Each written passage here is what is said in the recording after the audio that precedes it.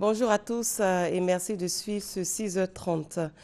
Paris, la capitale française, va abriter du 10 novembre au 11 décembre cette année la 21e conférence des parties sur les changements climatiques, une rencontre cruciale qui doit déboucher sur un consensus en vue de subjuguer le phénomène du réchauffement climatique. La Côte d'Ivoire se prépare à participer à ce rendez-vous. La cérémonie officielle de lancement de ces préparatifs s'est déroulée ce vendredi en présence du Premier ministre Daniel Kablan-Duncan. La 21e conférence des parties sur le changement climatique constitue un tournant décisif dans les négociations internationales sur le climat. Pendant un mois à partir du 10 novembre prochain, les pays signataires de la Convention cadre des Nations Unies, dont la Côte d'Ivoire, vont se réunir à Paris, capitale française. Ils devront aboutir à l'adoption d'un premier accord universel qui va permettre de lutter contre le réchauffement climatique. Ce sera une première après le protocole de Kyoto. Au-delà d'une augmentation de 2 degrés Celsius, la température terrestre, les conditions de vie sur la planète Terre deviendront insupportables. Et ce, du fait de la survenue des catastrophes telles que les phénomènes météorologiques extrêmes, tempêtes, cyclones, ouragans, l'élévation du niveau de la mer, les inondations, les famines, les maladies et j'en passe. L'enjeu est un consensus mondial sur les mesures concrètes à arrêter pour limiter cette augmentation de la température en diminuant la production de gaz à effet de serre. Les changements climatiques et ses effets néfastes sont une réalité. La Côte d'Ivoire en est consciente.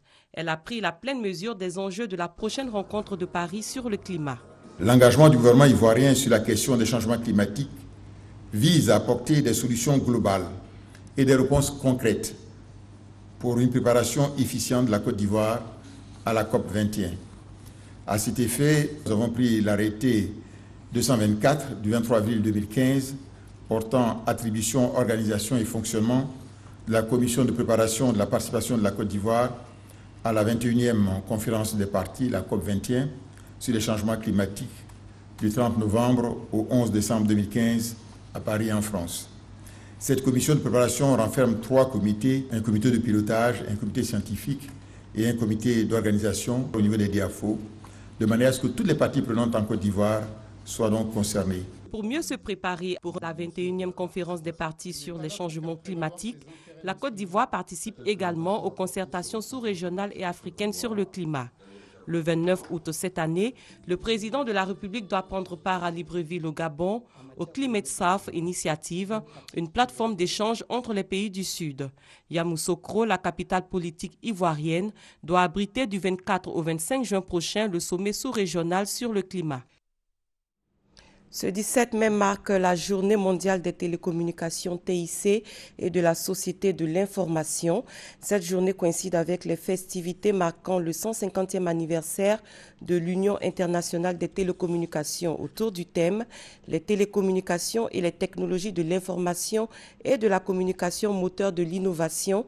Écoutons le message du gouvernement livré par le ministre de la Poste et des technologies de l'information et de la communication, Bruno Nabagny-Koné, à l'occasion de cette célébration. Serge Koléa. La Journée mondiale des télécommunications et des TIC, doublée du 150e anniversaire de l'Union internationale des télécommunications UIT, souligne le rôle majeur de cette organisation dans la connexion du monde, dans la modernisation des modes de vie des populations, ainsi que dans le processus d'innovation. Les progrès ont été fulgurants. À titre d'exemple, l'on peut citer l'Internet, la téléphonie mobile, le e-commerce ou encore la gouvernance électronique. Nous notons avec satisfaction les grandes avancées que notre pays connaît ces dernières années dans le domaine des TIC. De nombreux chantiers sont ouverts qui transforment progressivement notre pays en mettant à la disposition des populations des services résultant des pratiques et des technologies les plus avancées dans le monde. Le cadre réglementaire que nous avons mis en place est inspiré des meilleures pratiques et permet à ce jour un développement harmonieux du secteur des TIC à l'avantage de toutes les parties prenantes, l'État, les opérateurs, les consommateurs. Nous avons renforcé la connectivité à l'international et nous avançons chaque jour dans l'extension de la connectivité du territoire national en Internet haut débit.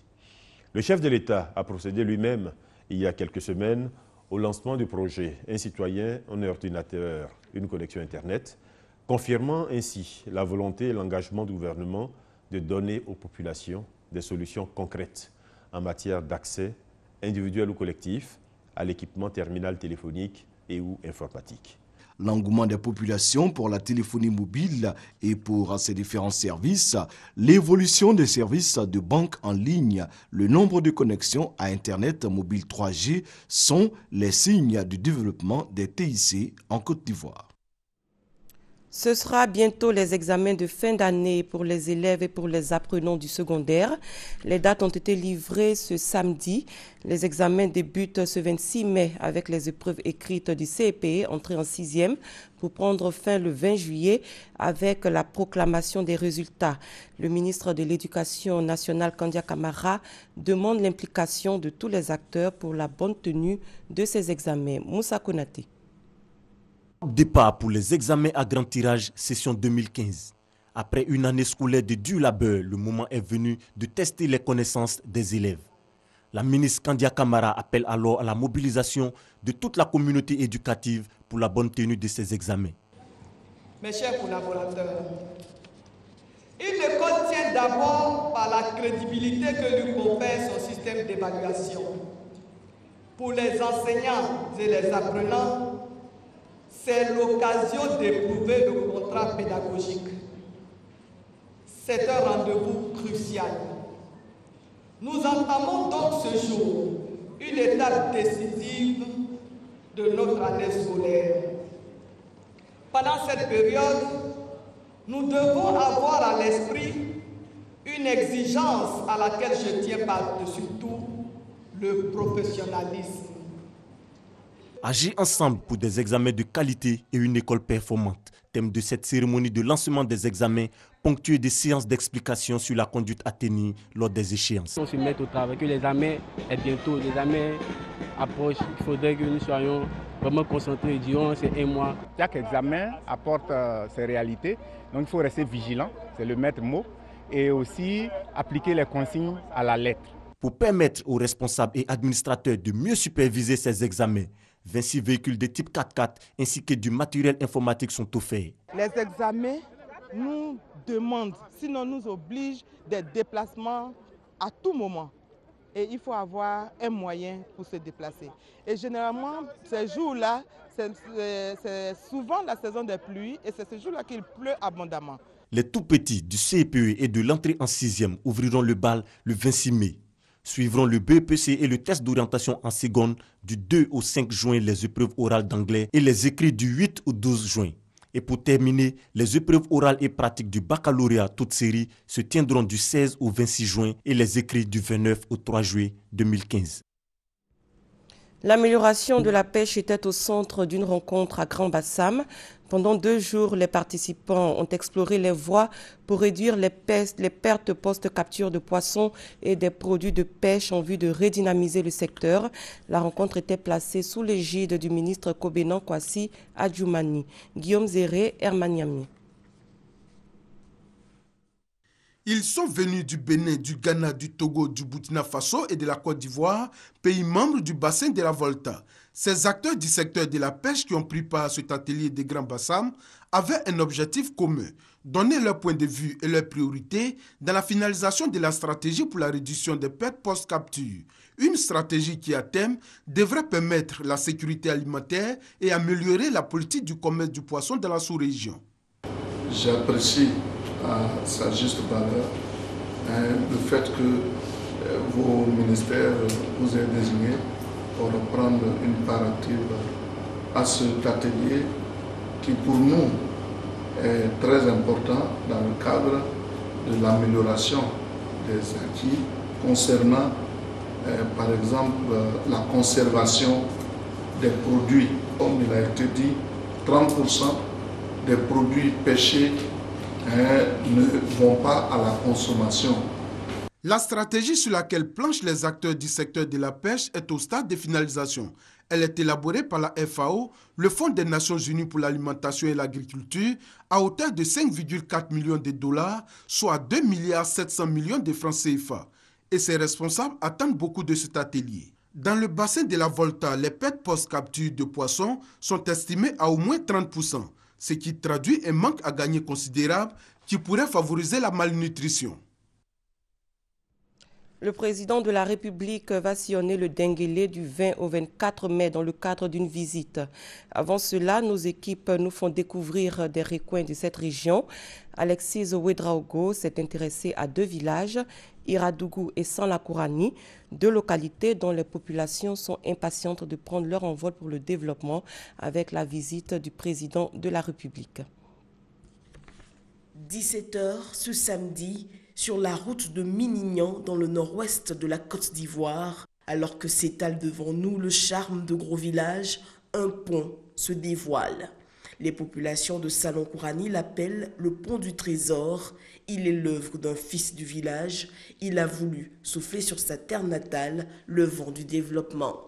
À moins de 2 km, le village d'Iradougou. À 7 heures, les femmes s'affairent à la cuisine pour que le repas du soir soit prêt. Le chef du village nous retient, il nous expose ses préoccupations.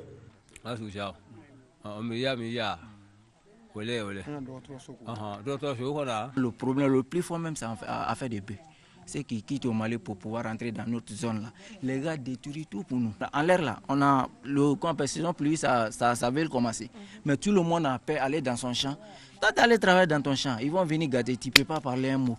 Même si tu leur demandes l'argent, ils ne vont pas te donner. Ce qu'ils vont te donner, même c'est trop peu. Autre point cité, la nécessité d'achever l'école du village et la maison des instituteurs. 18h, nous levons l'ancre, Iradougou sourit. Ce soir, ce village entièrement électrifié entend suivre le journal télévisé, persuadé que son message sera entendu. La région du Gontougo fait la promotion du journalisme d'excellence.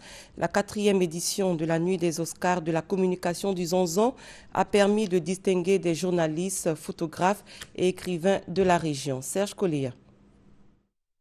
Des professionnels des médias distingués à la faveur de la 4e édition de la Nuit des Oscars de la communication du Zanzan. Staki Mouroufi de Radio Kunfao et Oscar Radio 2015. Anissé Quadio de Fréquence 2 est lui meilleur reporter radio. Pascal Secredou de Top Visage a reçu le prix du meilleur photographe. La Palme d'Or est revenue à Anza Tawatara de Go Magazine. Elle a eu le prix de la meilleure œuvre littéraire avec son roman à succès Altiné, mon unique péché. Le prix de la meilleure œuvre littéraire de la région du Zanzan. Et ça fait la 3e fois. Et comme j'ai pour habitude de dire, une distinction qu'on reçoit de sa région, je pense que c'est plus qu'une bénédiction. Et je remercie le Seigneur pour cela. Et bon, j'espère recevoir encore d'autres prix. Pour le commissaire général Timité Mori, les Oscars de la communication du Zanzan visent à encourager l'excellence en reconnaissant les mérites des journalistes qui respectent les règles d'éthique et de déontologie. Il s'agit également de récompenser les hommes des médias qui œuvrent pour la promotion de la région du Gontougo. Les organisateurs ont décerné au député maire de Transia Assifri le prix du meilleur agent de développement. Également, parrain de la cérémonie, Yeboa Kwabenan Sévérin s'est réjoui de cette distinction. Il a encouragé les initiateurs de cette soirée de distinction à toujours œuvrer au rayonnement de la région à travers des activités de promotion de l'excellence. À l'étranger, l'ancien président égyptien Mohamed Morsi a été condamné à la peine de mort hier avec une centaine de prisonniers. Il est accusé de violence durant la révolte populaire de 2011 contre Hosni Moubarak. Et la mise en place de quotas de réfugiés divise l'Europe. Bruxelles prône la création de quotas de demandeurs d'asile pour chaque pays. Si la France et l'Allemagne y sont favorables, la proposition est mal accueillie en Europe de l'Est. Et toujours au plan international, au Burundi, 18 putschistes présumés arrêtés ces 2 derniers jours à Bujumbura ont été interrogés devant le parquet général de la République auprès de la Cour suprême. Ils sont accusés de tentative de renversement des institutions selon un de leurs avocats. parmi eux le général Cyril Ndayi Rokuye. Les forces spéciales américaines ont mené avec succès des raids contre un haut responsable de l'organisation État islamique. C'était la première opération de ce genre en Syrie, à l'exception d'une tentative manquée l'an dernier pour essayer de délivrer des otages. Et c'est la fin de ce 6h30. Merci de l'avoir suivi. L'information continue sur www.rti.ci. Quant à moi, je vous souhaite un très bon dimanche.